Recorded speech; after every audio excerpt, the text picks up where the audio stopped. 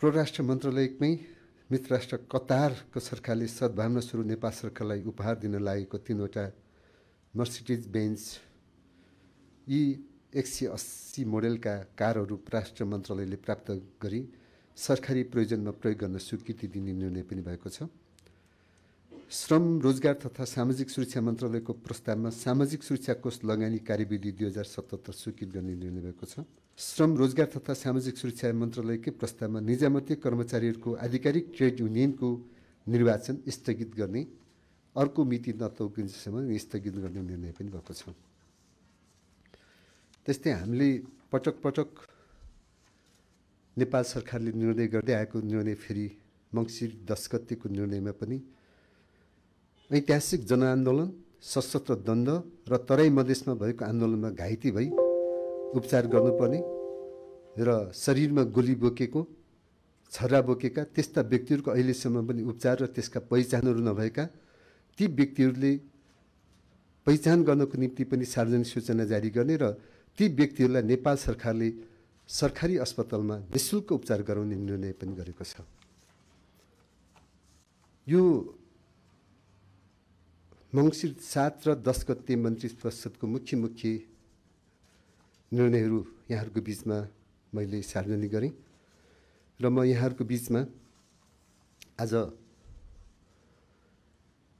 सार्वजनिक महत्त्वको विषयमा मैले नेपाल सरकारको तर्फबाट एउटा प्रेस विज्ञप्ति जारी गर्ने पनि उहाँहरूलाई अनुरोध गर्दै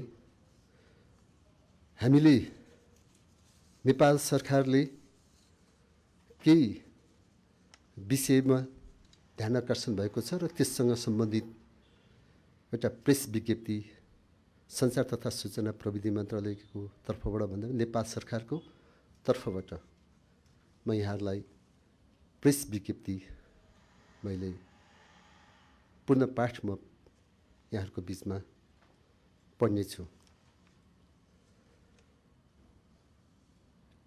ट्रान्सपरेन्सी इन्टरनेसनल नेपालको भ्रष्टाचार नियन्त्रणको सम्बन्धमा पुर्याउँदै आएको योगदानप्रति नेपाल सरकार सम्मान गर्दछ।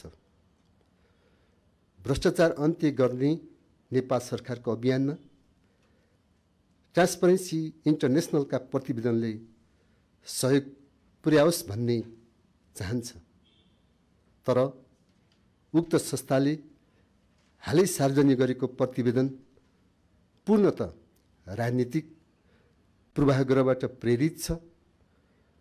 प्रमाणित नभएका आधारहीन तथ्याङ्क जुटाएर कुनै खोज अनुसन्धान बिनै मनोगत धारणाबाट अभिप्रेरित छ।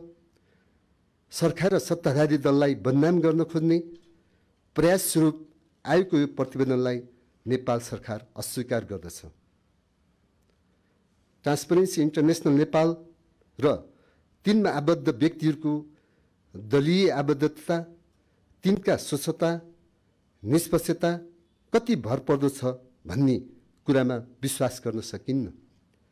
झन्डै 3 करोड नेपाली जनतामध्ये साँगुरो घेरामा सीमित रही 1000 व्यक्तिहरूसँग टेलिफोनबाट मनोगत धारणका आधारमा तयार गरिएको प्रतिवेदनको तथ्याङ्क, त्यसको नमुना छनौट, समय र प्रतिवेदन तयार गर्दा लिएको सन्दर्भ सामग्रीले देशको छविलाई धमिल्याउने गरी प्रचार भइरहेको र तिनको खोज अनुसन्धान निष्कर्षहरू नियोजित आग्रह पूर्वाग्रहमा आधारित भएकोले उक्त प्रतिवेदनमा समेटिएका विषयवस्तुप्रति नेपाल सरकार असहमति राख्दछ।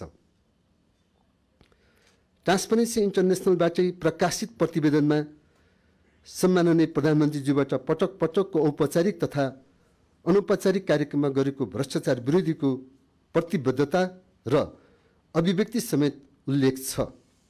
नेपाल सरकारको नीति तथा कार्यक्रमले डिजिटल फ्रेमवर्क नीति कार्यान्वयनमा ल्याएको छ। यसको कार्यान्वयनबाट भ्रष्टाचार नियन्त्रण तथा सार्वजनिक सेवा प्रवाह पारदर्शी र जवाबदेही हुने र पेपरलेस मा हुने विश्वास राख्दछ। सो प्रतिवेदनमा सहभागी 84% उत्तरदाताले विकासको काममा भ्रष्टाचार बाधक रहेको देखाउनुले पनि नेपाली जनता भ्रष्टाचारको सन्दर्भमा सचेत र जानकार रहेको छ तथा 62% उत्तरदाताले सरकारको भ्रष्टाचार नियन्त्रण गर्ने निकायहरूको प्रभावकारिता र अभियानमा राम्रो कदम लिएको भन्ने उल्लेख छ। यही ट्रान्सपरेन्सी इन्टरनेसनलकै तत्कालकै प्रतिवेदनमा पनि नेपाल चाहिँ 62% जनताहरू चाहिँ भ्रष्टाचार विरोधी सरकारको अभियानमा सफल कदम हो भन्ने प्रशंसा पनि सरकारको गरिएको यही ट्रान्सपरेन्सी इन्टरनेसनलकै रिपोर्टमा पनि छ। यो कुराले भ्रष्टाचार नियन्त्रणको सन्दर्भमा सरकार दृढ रहेको र सरकारका निकायले प्रभावकारी रूपमा कार्य गरिरहेको पुष्टि हुन्छ। भ्रष्टाचार नियन्त्रण र अन्त्यका लागि सरकारले विभिन्न ऐन नियम र कानुनलाई संशोधन गर्न प्रस्ताव तयार गरेको छ। भ्रष्टाचारमा संलग्न भएकाहरूलाई कारबाही गरेको, दण्ड जरिमाना गरेको र मुद्दा चलाएको र उल्लेखनीय र प्रशंसनीय उदाहरण गरेको र यही आर्थिक वर्षमा मात्रै सबैभन्दा उल्लेखनीय 2 लाख करिब 2 अरब 78 करोड बिगोलिएको धेरै व्यक्तिहरूलाई नेपालकै इतिहासमा मुद्दा चलाएका, कारबाही गरेको हाम्रो उदाहरण पनि छ। ट्रान्सपरेन्सी इन्टरनेसनलकै करप्सन पर्सेप्सन इन्डेक्सको सन् 2018 को प्रतिवेदनमा नेपाल 124औं स्थानमा थियो, तर 1 वर्षको अवधि नपुग्दै सन् 2019 को प्रतिवेदन नेपाललाई 11 स्थानमाथि उकाल्दै 113औं स्थानमा देखाएको छ। यो तथ्यले पनि ट्रान्सपरेन्सी इन्टरनेसनलको हालै सार्वजनिक प्रतिवेदन आफैमा सरकारप्रति पूर्वाग्रही देखाउँछ। यसको अर्थ हामी सन् 2018 को प्रतिवेदन र त्यो 19 को प्रतिवेदनले चाहिँ नेपाल विश्वको यो ट्रान्सपरेन्सी इन्डेक्सको एउटा प्यारामिटरमा 124 स्थानबाट 113 स्थानमा 11 स्थानमाथि चाहिँ हामी प्रोग्रेस छ। तर त्यही 1 वर्ष नपुग्दै ट्रान्सपरेन्सी इन्टरनेसनलकै अहिलेको तत्काल जारी रिपोर्ट चाहिँ के भन्छ भने नेपाल चाहिँ एसियाकै भ्रष्टाचारको पहिलो मुलुक देश भनेर चाहिँ भन्छ। त्यसैले यो आफैमा विवादित छ। यो छोटो अवधिमा किन यस्तो हुनु पुग्यो? हामी ट्रान्सपरेन्सी इन्टरनेसनलको यो रिपोर्टप्रति पनि हाम्रो प्रश्न यस अर्थमा रहेको हो। यो आफैमा विवादित छ, पूर्वाग्रही छ भन्ने कुरोमा पनि त्यसकारण नेपाल सरकार यो तथ्याङ्क र यो प्रतिवेदनप्रति असहमति र अस्वीकार गर्दछ भन्ने कुरो हामी तथ्यबाट नै प्रमाणित गर्न खोजेका हौँ।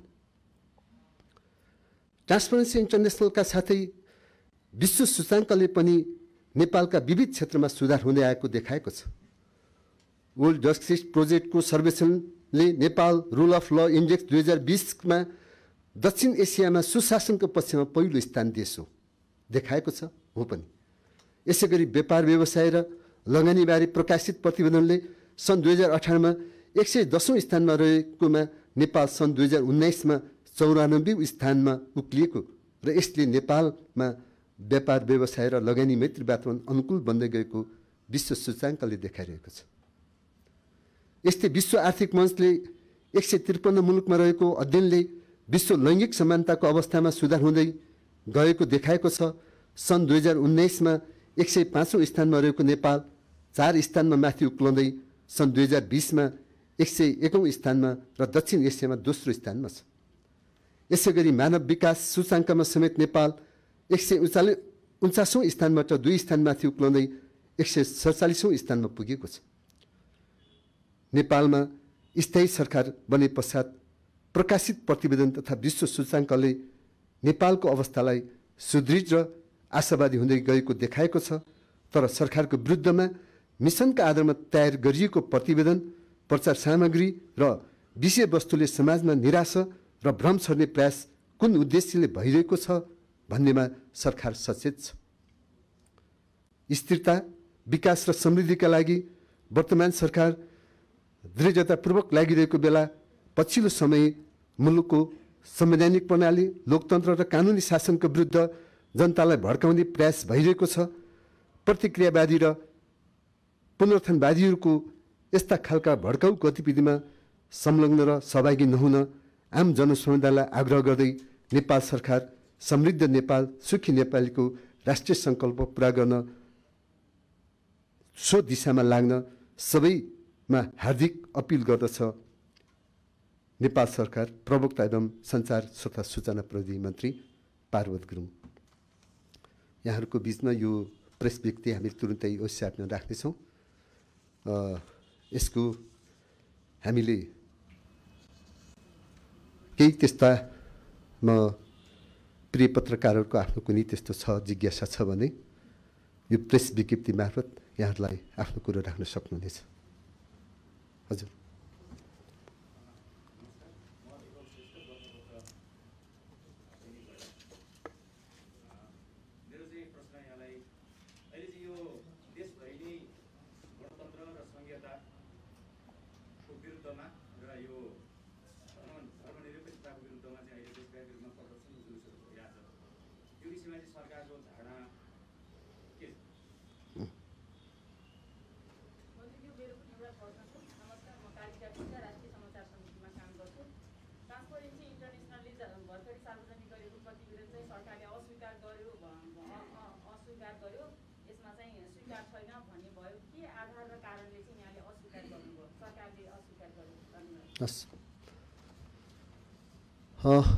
धन्यवाद छ पत्रकार मित्रहरू।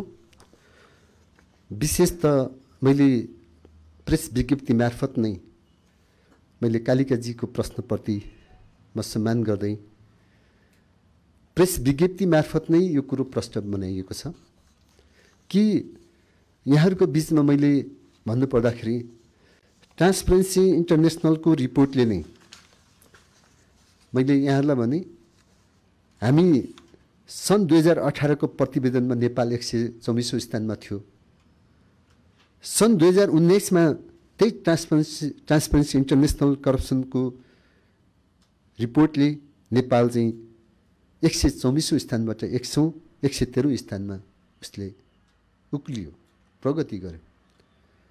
एक वर्षको यो सन् 2020 को अहिलेको रिपोर्ट यति एक वर्ष नपुग्दै आज नेपाल चाहिँ कसरी भ्रष्टाचारको विरुद्धमा लागेको होइन, भ्रष्टाचार गर्नेहरूलाई सम्माननीय प्रधानमन्त्रीले संरक्षण गरेको छ भन्ने आरोप लाउने आधार के त्यसलाई प्रमाणित कहाँ छ? आधारविहीन र प्रमाणित नभएका विषयवस्तुप्रति यो तथ्यहीन र राजनीतिक पूर्वाग्रहबाट भएको हो भन्ने कुरो पनि देखिन्छ।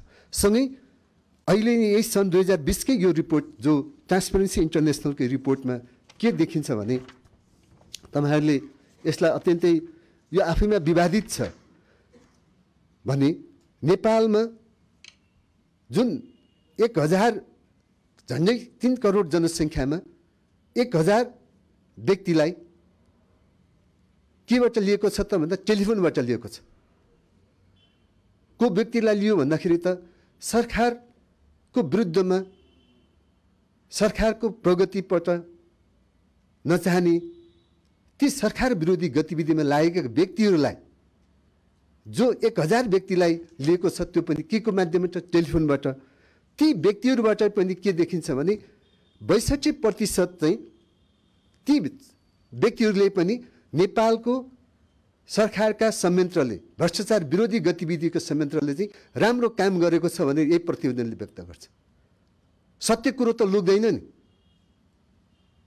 तर हाम्रा मिसनका रूपमा सरकारको विरुद्ध मिसनको रूपमा प्रचार सामग्री तयार गरेर प्रतिवेदन तयार गरेका चिजहरूलाई चाहिँ आज आएको हुँदाखेरि हामी यो प्रतिवेदनलाई हाम्रो समाजलाई, हाम्रा नेपाली जनतालाई, सरकारलाई बदनाम गर्ने र सरकारप्रति विद्वेष जगाउने र आरोपित गर्ने, कतै बाघ पनि कराउनु बाख्रा पनि हराउनु जस्तो दीपकजीले सोधेको क्वेसन जस्तै आज केही प्रतिक्रियावादी शक्तिहरू, पुनरुत्थानवादी शक्तिहरूले पनि शिर ठाड पार्दै यो मौकामा सबै संयोगले यस्ता गतिविधिहरू त भएको होइन।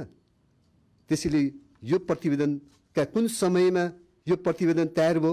जुन जुलाईमा छ। त्यसैले त्यसबेला सरकार विरोधी अभियान निकै तीव्र गतिमा चलिरहेको थियो र सन्दर्भ सामग्री पनि केही प्रचार सामग्रीले तयार गरेकोलाई मात्रै सन्दर्भ सामग्री लिएको यही प्रतिवेदनले कुन कुनसँग लियो भने यही प्रतिवेदनले देखाउँछ। त्यसैले यी प्रमाणित नभएका हुँदाखेरि र तथ्यहीन भएको हुँदाखेरि र विश्व सूचकाङ्कमा नेपालको अरू प्रगति देखिने त्यही ट्रान्सपरेन्सी इन्टरनेसनलको रिपोर्टले विश्व सूचकाङ्कमा यसको प्रगति छ भनेर देखाउने, अहिलेकै सूचनाले पनि 62% चाहिँ त्यो छ भन्ने, जनताहरूले चाहिँ सरकारले गरेका भ्रष्टाचार विरोधी अभियान राम्रो छ भनेर भन्ने, 84% जनता, यही 1000मा 84% जनता चाहिँ नेपालमा विकासका विरोधी बाधक भनेको भ्रष्टाचार हो भनेर जनता सचेत हुने, त्यही जापानमा 47%ले मात्रै भ्रष्टाचार विरोधी त्यो आफ्नो मत राखेको छ। नेपालमा त्यो चेतना छ। त्यसैले यो प्रगति र यो उन्नति सरकारले गरेको यस्तो समृद्धिको यो यात्रालाई अस्वीकार गर्ने सरकार विरोधी तत्त्वहरूबाट भएका कुरोलाई हामी यो अस्वीकार गर्छौँ र यो प्रतिवेदन तयार गर्ने नेपालको ट्रान्सपरेन्सी इन्टरनेसनलका प्रमुख पनि राजनीतिक एउटा दलीय आबद्धता र खुलेआम राजनीतिक रूपमा चाहिँ चिनिएको ब्रान्डेड व्यक्ति भएको हुँदाखेरि पनि यो प्रतिवेदन नेपाल सरकारले असहमति र अस्वीकार गरेको हो। र जहाँसम्म हाम्रो जसरी केही अहिले सरकारको विरुद्धमा अथवा त्यस्ता गतिविधिहरू छन्, हामी नेपालको एउटा नेपालको संहिता प्रणाली, नेपालको स्थिर सरकार, नेपालको विकासका कुनै विरुद्धमा जुन जस्तो गतिविधिहरू भइरहेको छ, सिडी ठाडो पारेको छ, नेपाल सरकार त्यसमा सचेत छ र हामीले आह्वान पनि गरेका छौँ यसमा कुनै पनि यस्तो गतिविधिमा नलाग्न, सहभागी नहुन नेपाल सरकार आह्वान पनि गर्दछ र त्यस्तो गतिविधिप्रति सचेत रहन हामी सबै नेपाली जनता, सबै राजनीतिक पार्टी, सबै नागरिक समाज, सबै पत्रकारहरूलाई पनि यो सङ्कटको घडीमा हामी सबै एकताबद्ध भएर अगाडि बढ्नको निम्ति आह्वान पनि गर्दछौँ र प्रश्नहरूको उत्तर यति नै भएको हुनसक्छ। त्यसैले म सबै पत्रकार मित्रहरूलाई धन्यवाद व्यक्त गर्दै सबै सहभागी सचिवज्यू र सहसचिवज्यूहरू, सबै मन्त्रालयका मन्त्रीका सचिवालयका साथीहरू, हाम्रा प्रेस विज्ञ साथीहरू सबैप्रति पनि धन्यवाद व्यक्त गर्दै यो आजको पत्रकार सम्मेलन यही समापन भएको म अनुरोध गर्न चाहन्छु। धन्यवाद।